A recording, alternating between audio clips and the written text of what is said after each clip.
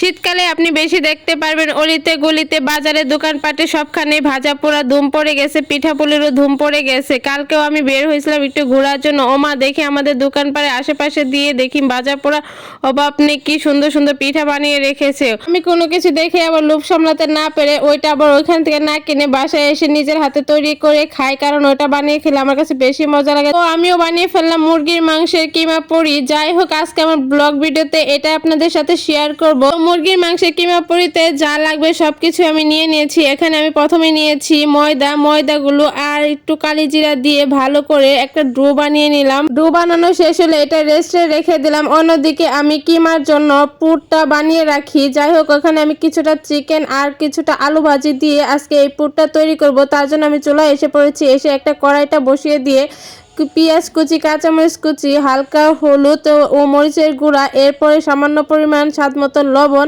একটুখানি বাটা মশলা দিয়ে ভালো করে ভাজা ভাজা করে নিয়ে এরপর মশলাটা ভালো করে কষিয়ে এরপর যে চিকেন কেটে রাখছিলাম বা মুরগির মাংস কেটে রাখছিলাম ওইখান থেকে এখন ওই মাংস পিসগুলা এই যে কষানো হয়ে গেছে, এখন এগুলো ভিতরে ছেড়ে দিয়ে ভালো করে কষিয়ে নিব। এরপর আমি দুইটা আলু ভাজি করে রাখছিলাম, মানে ভুজি করে রাখছিলাম, ওগুলো ধুয়ে মুয়ে রেখে দিছি। মুরগির মাংস কষানো হয়ে এলে এই আলু ভুজুরিটা এখানে ছেড়ে দেব। এই যে আমার মুরগির মাংস কষানো প্রায় হয়ে গেছে, সিদ্ধ কিন্তু হয়ে গেছে। এখন যে আলু দুইটা ভুজুরি করে রাখছিলাম এর মধ্যে ছেড়ে দেব, কারণ আমার মন চাচ্ছে যে নতুন আলু দিয়ে এইটা বানালে আরো বেশি মজা লাগবে। যাই হোক, আমি যে ভাজি করা শেষ হয়ে গেছে, আমার কিন্তু মুরগির কিমার পুরটা রেডি হয়ে গেছে। এই যে এখন কিন্তু এটা ভাজা ভাজা করে নিচ্ছি, দেখছেন হয়ে গেছে। এখন শুধু এগুলো বেড়ে ঠান্ডা করে নিয়ে তারপর ওই যে ডোটা বানিয়ে রাখছিলাম ওইটাও তো রেস্টে রাখছিলাম, ওইটাও এদিকে হয়ে এসেছে। এখন আমি এখান থেকে কিছুটা ময়দার ডো নিয়ে গোল আকৃতি দিয়ে এর ভেতরে যে ভাজি করে রাখছিলাম পুরটা এটা ঢুকিয়ে দিব। তারপর এটা ভালো করে মুড়িয়ে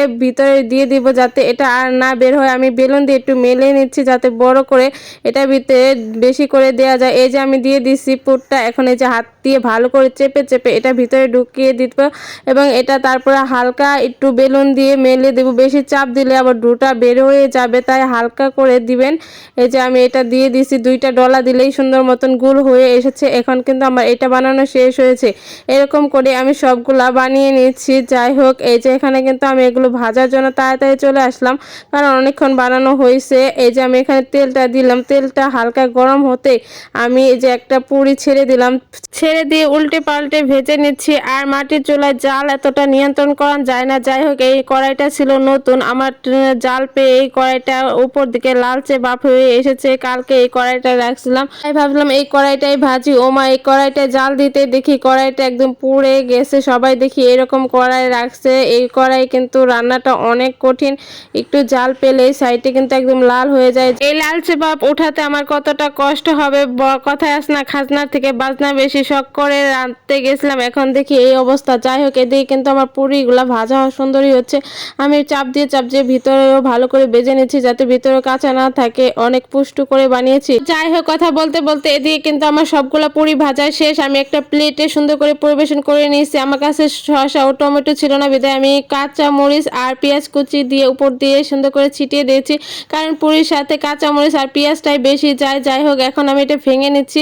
এত সহজে ভাঙা যাচ্ছে না, কারণ কি আমার এক হাতে ছিল ক্যামেরা আর এক হাতে ছিল আমার এই যে পুরিটা ভাঙার চেষ্টা করছিলাম, কারণ মোবাইলটা হাতে থাকলে এক হাত দিয়ে বেশি ভালো করে ভাঙা যায় না বা কোনো কিছু ধরা যায় না, এক হাত দিয়ে কি সব কিছু করা যায়। আমি তবুও চেষ্টা করে সুন্দর করে আপনাদের দেখালাম। এখন আমি টেস্ট করে দেখছি যে কেমন হয়েছে। অনেক মজা হয়েছে, ভিতরের কিমাটা আরও বেশি মজা লাগছে। নতুন আলু আর চিকেন মিলে সব কিছু একদম ফাটাফাটি হয়েছে। তো আজকে আমার খাজানা কিমা পুরিটা কেমন হয়েছে অবশ্যই কমেন্টে জানাবে।